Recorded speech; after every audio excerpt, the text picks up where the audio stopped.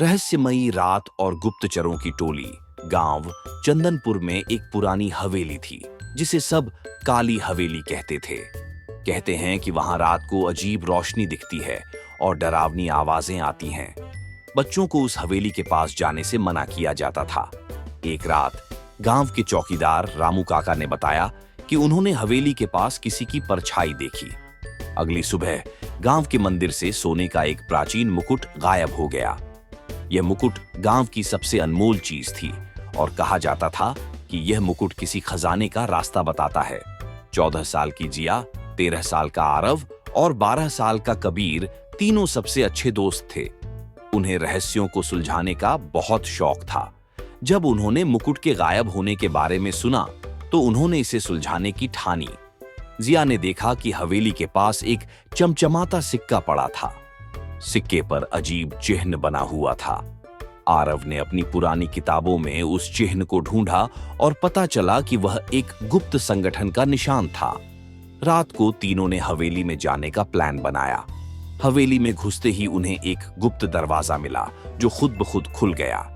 अंदर जाने पर उन्होंने देखा कि वहां एक बड़ा कमरा था जिसमें दीवारों पर पुराने नक्शे और कुछ अजीब संकेत बने हुए थे। जैसे ही वे कमरा पार कर रहे थे, अचानक एक तेज आवाज आई और दरवाजा बंद हो गया।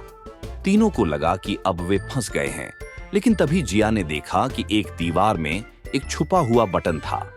उसने बटन दबाया और एक नया रास्ता खुल गया। एक कोने में उन्हें एक पहेली लिखी मिली। जो देखता है वह नहीं दिखता, जो सुनता है वह नहीं बोलता।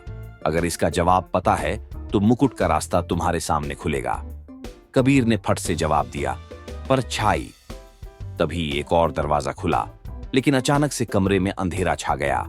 दरवाजे के दूसरी तरफ उन्हें एक आदमी दिखा जिसने अपने चेहरे को नकाब से ढक रखा था। वह आदमी मुकुट के साथ खड़ा था। उसने तीनों से कहा, तुम्हें यहां नहीं आना चाहिए था, अब तुम वापस नहीं जा सकते। लेकिन जिया ने चतुराई से वहां पड़े रस्से से उस आदमी को फंसाने की योजना बनाई। आरव और कबीर ने उसका ध्यान भटकाया और जिया ने रस्से से उसका नकाब खींच लिया। नकाब के पीछे वह आदमी कोई और नहीं बल्कि गांव का सरपंच निकला।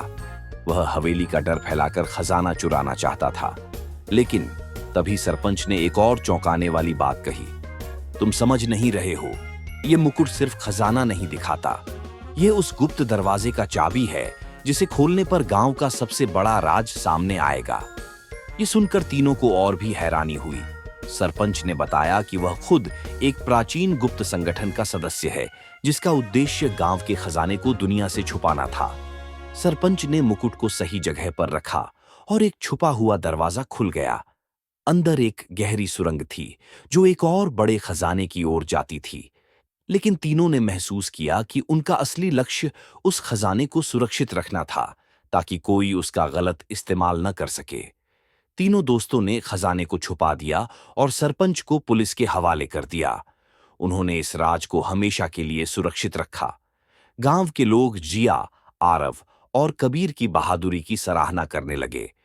यह कहानी बच्चों को सिखाती है कि हर रहस्य का हल सोच समझकर और समझदारी से निकाला जा सकता है। कभी-कभी सच्चाई और खजाने से भी ज्यादा महत्वपूर्ण है कि हम उस रहस्य का सही इस्तेमाल कैसे करें।